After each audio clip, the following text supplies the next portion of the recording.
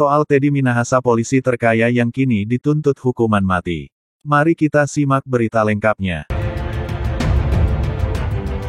Mantan Kapolda Sumatera Barat, Irjen Teddy Minahasa, dituntut pidana mati.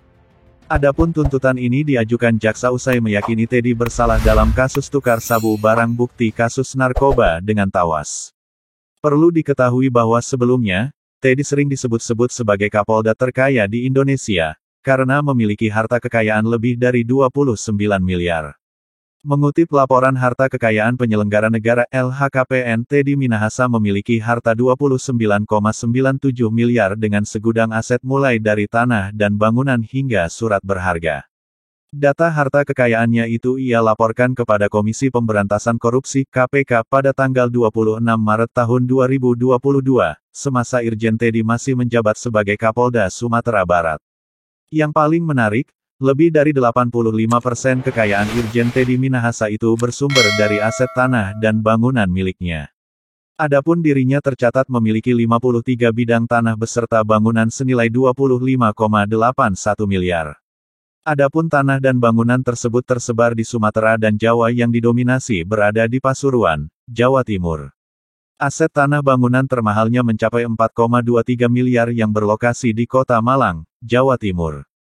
Tidak hanya tanah dan bangunan, aset transportasi milik Irjen Teddy Minahasa jumlahnya juga cukup fantastis. Tercatat untuk 3 unit mobil dan 1 unit motor Harley Davidson dengan total aset tersebut mencapai 2,08 miliar. Secara terperinci adapun sejumlah kendaraan yang dimilikinya berupa mobil Jeep Wrangler tahun 2016 senilai 750 juta, Toyota FJ55 tahun 1970 senilai 75 juta, Toyota Land Cruiser HDJ 80R tahun 1996 senilai 600 juta, motor Harley Davidson Solo tahun 2014 senilai 650 juta. Lebih lanjut, ia juga memiliki aset lainnya seperti harta bergerak lainnya senilai 500 juta, surat berharga 62,5 juta, serta kas dan setara kas 1,52 miliar. Dengan demikian, totalnya mencapai 29.974.417.203. 29,97 miliar. Sebagai informasi, EKS Kapolda Sumatera Barat Irjen Teddy Minahasa ini sebelumnya telah ditetapkan sebagai tersangka dalam kasus peredaran narkoba. Sejumlah pasal menjerat Irjen Teddy Minahasa dengan ancaman maksimal hukuman mati. Selama proses persidangan, jaksa meyakini tidak ada hal pembenar dan pemaaf atas perbuatan Teddy.